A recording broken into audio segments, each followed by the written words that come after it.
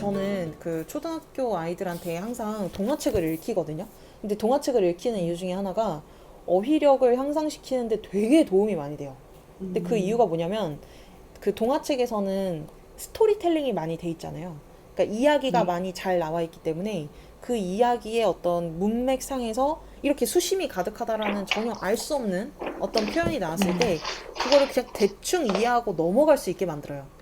한국어 모국어잖아요. 그러니까 한국어를 지금 이제 모국어로 배우는 경우에 친구들의 경우에는 이 단어를 엄마가 한 단어 한 단어 알려줄 수가 없어요. 그리고 그렇게 해서는 엄마가 이제 되게 힘들죠. 단어를 하나하나 가르쳐 주는 거는 정말 의미가 없고 어떻게 보면 그 이야기 속에서 이 아이가 그냥 알아야 되는 거예요. 근데 그 알아야 되는데 그러다가 책을 막 여러 번 읽는 아이들이 있거든요. 그러니까 한 책을 막 10번, 음, 20번 동화책 같은 거 있잖아요.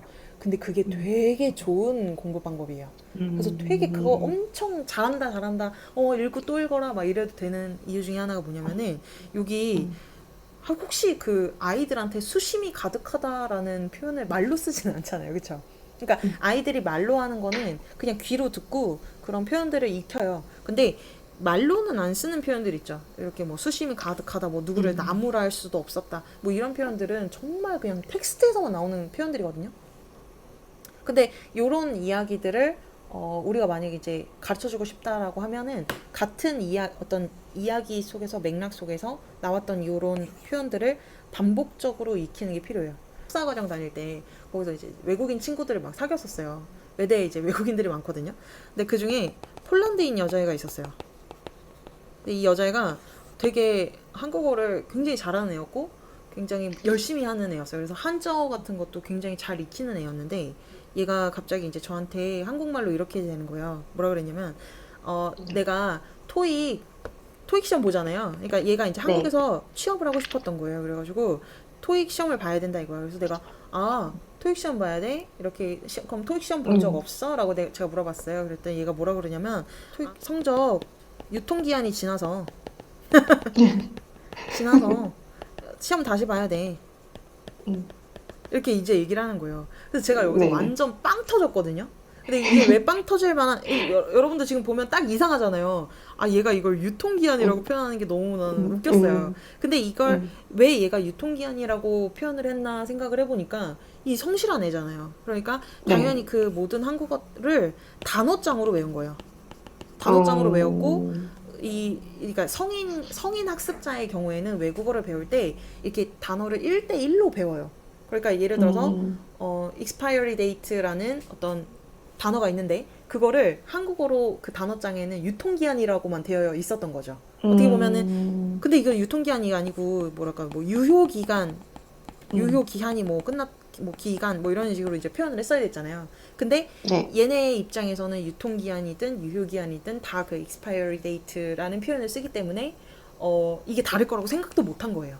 근데 이거를 무슨 음, 단어장 외우듯이 한 단어 한 단어 외울 수도 없을 뿐더러 음, 결국에는 이거를 문맥상 자꾸자꾸 접하면서 음, 외국인이 이걸 토익 성적 유통기한이 지났어라고 했을 때 이거는 우리의 한국어는 그렇게 안 쓰는데 라는 걸 그냥 스스로 깨달아야 되거든요. 그냥 알고 있어요. 근데 음, 이거를 외운 건 아니에요. 애들이 분명히. 외운 음, 건 아니고 많이 어떤 이 단어가 어떤 상황에서 쓰였다라는 걸 많이 듣고 읽고 그런 과정에서 이제 알게 되는 거죠. 애들이 글을 읽는 게 굉장히 스트레스 받는 과정 중에 하나라는 거를 오늘 좀 말씀을 드리고 음, 싶기는 했어요. 또 문장의 어형들을 이해할 수 있다. 그러니까 어떤 표현들이 어떤 상황에서 나오는지를 정확히 이해하려면은 많은 단어들을 접해야 되는데 그런 단어를 엄마가 다 접하게 할 수는 없어요. 또 두 번째로 얘기하고 싶은 거는 독서를 만회하게 됐을 때 배경 지식이 굉장히 좋아져요.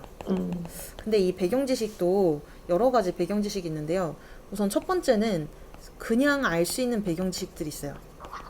그러니까 누가 설명을 안 해줘도 그냥 알게 되는 것이 있거든요. 그러니까 이게 뭐냐면 제가 작품을 하나 소개를 해드릴게요. 이옥수 작가님의 똥싼 할머니라는 책이 있는데 음, 요거 되게 초등학교 고학년들 읽으면 되게 좋아요. 네. 근데 이 음, 책에서 문제가 뭐냐면 이 할머니가 이제 치매에 걸린 거예요. 치매에 음, 걸려가지고 가족들이 이제 돌보고 있긴 한데 너무 그 가족들이 힘이 드는 거죠. 그래서 어떻게 했냐면 요양원에 보냅니다. 근데 이 요양원에 보내는 거를 그 아들인 아버지가 예, 할머니를 이제 요양원에 보냈어요. 근데 그날 밤에 이 아버지가 막 술을 진창 마시고 와가지고 이제 토하고 막 힘들고 막 이랬어요. 그랬는데 예를 들어서 아빠가 지금 술을 막 마시는 장면이 나와요. 근데 이게 여기서 중요한 게 뭐냐면요. 애들이 술을 마셔봤나요? 안 마셔봤잖아요. 그러니까 그리고 뭐 술을 마셔도 뭐 막 맛없다 막 이러고 그냥 뱉어버리잖아요. 근데 이 술에 대한 경험이 없어요, 아이들은. 술에 대한 경험이 없음에도 불구하고 이 이야기를 그냥 본 거예요. 근데 이제 맥락상 알게 되는 거죠. 이 아버지랑 할머니랑 대딸이 친해졌거든요. 그리고 이 아버지가 할머니를 보내고 싶지 않았는데, 아니 그러면 뭐 할머니를 보내지 않으면 이 수발을 다 이게 며느리인 엄마가 들게 된 거야. 그러니까 엄마가 나 못한다, 못하겠다 이렇게 해가지고 이제 요양원에 어쩔 수 없이 보낸 거를 그 앞에서 막 20, 30장 스토리가 있었을 거 아니에요. 그러니까 그래서 아버지는 안 보내고 싶은데 어쩔 수 없이 보냈다라는 그런 문맥이 막 있었어요. 그러니까 이 아버지는 할머니를 요양원에 보내고 싶지 않지만 할머니를 보냈어요. 그러고 난 다음에 그날 술을 마신 거죠. 그리고 막 취해가지고 만신창이가 돼서 이제 집에 돌아온 거예요. 그러면 아이는 이 술을 먹어본 경험이 없더라도 무엇을 알게 돼요? 속상할 때 어른들은 술을 마시는가 보다. 그리고 술을 마시면 약간 되게 뭐랄까 취하게 된다. 뭐 술 마시면 취한다라는 거는 이미 알고 있었을 겁니다. 그러니까 만약에 이것조차 모르면 좀 이거는 좀 이건 알아야 돼요. 그러니까 술 마시면 취한다는 건 본인이 봤을 건데 문제는 어떨 때 술을 마시냐? 속상할 때 술을 마시는구나라는 거를 하나의 상식으로 스스로 깨닫게 돼요. 아니 근데 물론 아이들이 잘못 이해하기도 하죠. 술 마시는 거는 다 속상할 때만 마시는 건가? 근데 그렇진 않잖아요. 예. 그렇진 않은데 어쨌든 그 아이들의 배경 지식이 여기 한 개의 정보가 입력이 된다는 거죠. 아주 자연스러운 문맥을 통해서 그렇게 알게 돼요. 그러니까 요거는 배경 지식이 늘어나는 것 중에 첫 번째 단계. 그냥 알게 되는 거예요. 그 다음에 두 번째 설명이 되어 있어서 아는 배경 지식이 있어요. 최만식 작가님의 태평천하라는 작품이 있어요. 근데 이 작품이 뭐 하여튼 수능에도 나오고 훌륭한 작품이고 재밌는데 좀 분량이 있습니다. 근데 어쨌든 이 장면에서 어떤 게 나오냐면 이 할아버지가 이제 피둥피둥 살이 쪘다 뭐 이런 표현도 이제 나오고 막 그러는데 굉장히 이제 건강해요. 72세의 노인인데. 근데 이 할아버지의 건강 비법 중에 하나가 뭐냐면 동변을 마시는 거예요.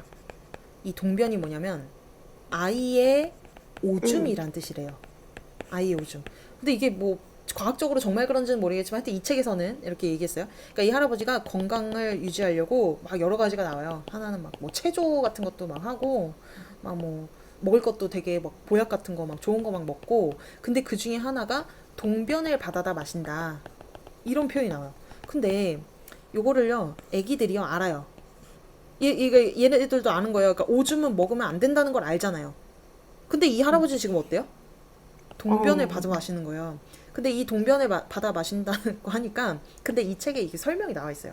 그 뭐지 뭐 음양을 모르는 아이의 동변을 받아 마시면 뭐랄까 이게 건강이 좋아진대. 그래서 건강이 좋아진다고 한 거예요. 그러니까 이건 뭐예요?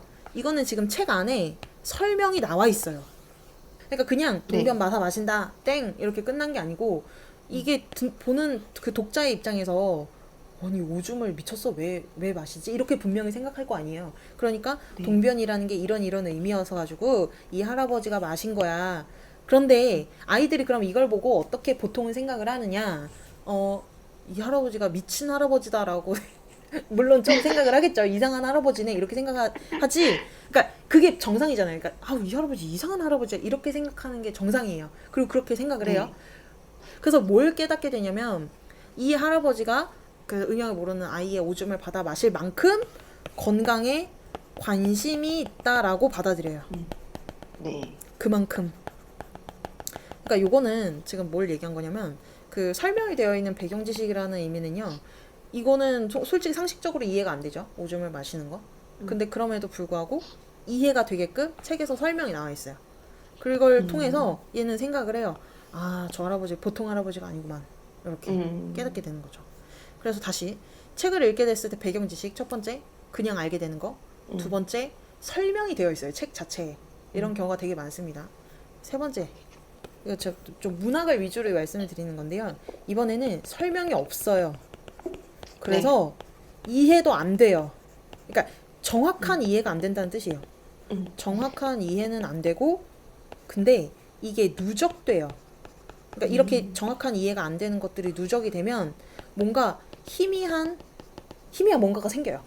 작품 뱀. 중에 예. 희미한 뭔가가 생길까요? 근데 그 중에 하나가 그 메아리라는 작품 우리 저기 중등부에서 했었는데요. 이 조정래 작가님의 이것도 아주 좋은 작품이에요. 한번 읽어보세요. 그 일제강점기부터 해방, 그럼 이제 북쪽에 러시아 들어왔잖아요. 그리고 소련의 어떤 지도하에 있었고, 그 다음에 네. 6.25 전쟁이 있었고, 그 다음에 일사후퇴 있었잖아요. 네. 애들이 이걸 몰라요. 그쵸? 모르죠. 그러니까 이 책을 읽는 애들이 요 내용에 대해서 정확하게 알 리가 없어요. 그러니까 이거를 지금 모르는 상태에서 그냥 책을 읽어보는 겁니다. 근데 책을 그냥 읽어보다면 뭐 여러 가지 어려운 말들도 막 나오고, 뭐 일사후퇴란 말도 나오고, 뭐 해방됐다, 뭐 6.25 전쟁이다, 이런 어휘들이 계속 반복적으로 나오게 돼요. 근데 이거를 정확히 이해는 못하지만, 이런 우리 한국 소설은 요 내용이 빠지면은 소설이 안 돼요, 거의. 그러니까 뭐 일제강점기만 소설을 썼던가, 해방 직후를 썼던가, 전쟁을 썼던가, 포인트가 다 들어가게끔, 그러니까 시대적 배경을 정확히 모르는 상태에서 이런 작품들을 계속 읽으면 뭔가 정확한 이해는 안 되지만 계속 그런 배경 지식들이 뭔가 쌓이기 시작해요. 그리고 나서 예를 들어볼게요. 두 번째 작품, 요 메아리라는 작품을 이렇게 했어요. 그러고 난 다음에 껍빗단리라는 작품을 했다고 쳐볼게요. 정광웅의. 그러면 이 껍빗단리도 비슷한 시기예요. 이것도 거의 완전히 똑같거든요. 일제강점기, 해방, 6.25, 일사후퇴, 이런 과정을 다 거쳐요. 그러니까 이런 유사한 작품들을 계속 하다 보면은 나중에는, 근데 이게 다행인 게 그나마 스토리로 되어 있기 때문에 애들이 크게 거부감은 없어요. 그러니까 그냥 읽어요. 정확하게 이해는 안 되지만 읽어요. 그러다가 나중에 학교 가서 역사를 배우는 거죠. 그러면 그때 빵 하고 터집니다. 그래서 제가 얘기하고 싶은 거는, 여기 그 아이들이 책을 그냥 혼자 읽을 때 말씀드리는 거예요. 혼자 읽었을 때 배경 지식이 점점 늘어나게 되는데, 그 배경 지식 중에 세 번째 거가 되게 유의미하면서도 어려워요. 그러니까 세 번째 거가 되게 아이들한테 학습적으로 도움이 되는 부분에서의 어떤 배경 지식이 점점 쌓인다는 거를 알려드리고 싶습니다. 여기서 또 얘기하고 싶은 거는, 그래서 결국 책을 읽을 때 이런 구체적인 배경 지식을 반드시 알려줘야 할 필요는 없다는 거예요. 오히려 이걸 알려줄 때 조금 방해가 되기도 해요. 왜 그런지는 나중에 말씀드리도록 하겠습니다. 책을 읽고 감정이 있어요. 우리가 비소설 분야를 읽고 아이들이 비판적 사고를 가지려면 조금 더 커야 돼요. 더 커야 될 것 같고, 그러니까 뭐랄까, 우리가 흔히 책을 읽으면 비판적 사고가 생긴다고 하는데, 어떤 경우에 생기냐면 감정이 있어야 돼요. 근데 책을 읽었는데 아무 감정이 안 드는 애들이 있어요. 그러니까 아무 느낌이 없대요. 그런 경우에는 비판적 사고가 거의 안 생겨요. 감정이 생긴다는 게 어떤 의미냐면, 우선 최소한 좋다, 싫다, 웃기다, 슬프다, 그러니까 뭐든 있어야 돼요. 뭐든 어떤 감정이든 느껴야지만, 예를 들어서 해볼게요. 좋으면은 왜 좋은지 자기가 설명할 수 있거든요. 싫으면은 왜 싫은지 그걸 알 수 있어요. 웃기면 어떤 포인트에서 웃겼는지, 그리고 슬프면 이 상황을 어떻게 슬프지 않게 만들 수 있는지, 그런 것들을 막 생각해 보게 되거든요. 그래서 결국 이 비판적 사고는 책을 읽었을 때 이 아이가 무언가를 느끼기는 하는가? 그러니까 이런 감정적인 것들, 그러니까 이 감정을 계속 조금 물어보시는 게 되게 중요해요. 우리가 이제 전체적으로 진행을 할 건데, 앞으로 막 질문도 만들기 연습하고 막 그럴 건데, 그때마다 여러분이 아이들한테 어떤 감정을 좀 물어보시는 게 되게 중요합니다. 그리고 5번째, 독서를 만약에 진짜 제대로 할 수 있게 되잖아요. 그러면 가장 좋은 효과가, 이 마지막으로 한 게 제일 좋은 효과예요. 뭐냐면 혼자 공부할 수 있는 능력이 생겨요. 이게 되게 웃긴 게, 중학생들 중에 교과서를 보고 내용이 이해가 안 되는 경우가 상당히 많대요. 그래서 이제 독서 효과 중에서 저는 이제 5가지를 말씀을 드리고 싶은 건데, 우선 읽기 능력 자체가 생긴다는 거, 그 다음에 배경 지식이 쌓이기 시작한다는 거, 그리고 이 1번과 2번이 막 콜라보가 돼가지고 막 읽기 속도가 기하급수적으로 막 늘어나고, 그리고 또 네 번째는 경우에 따라서는 비판적 사고도 가능하고요. 5번 제일 중요한 거는 이제 얘가 글을 읽을 수 있게 되면 혼자 공부를 할 수 있다라는 게 굉장히 큰 효과 중에 효과입니다. 그래서 5번을 향해서 지금 우리가 가고 있다고 생각하셔도 좋을 것 같아요.